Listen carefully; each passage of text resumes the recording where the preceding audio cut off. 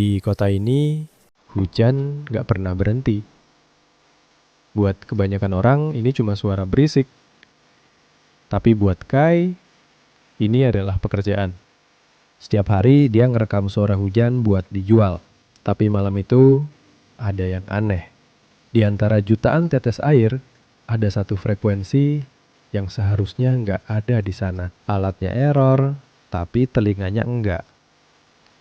Dia ngikutin suara itu, nembus gang-gang sempit yang bahkan nggak ada di peta.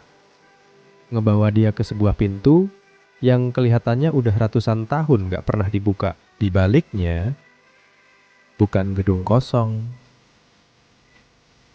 tapi sebuah taman rahasia.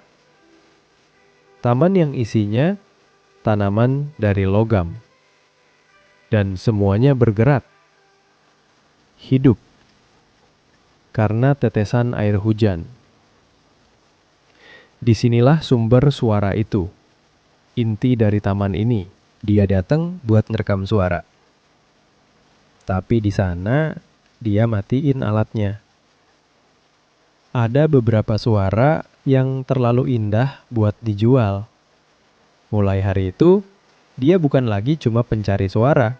Dia jadi penjaga rahasia taman itu.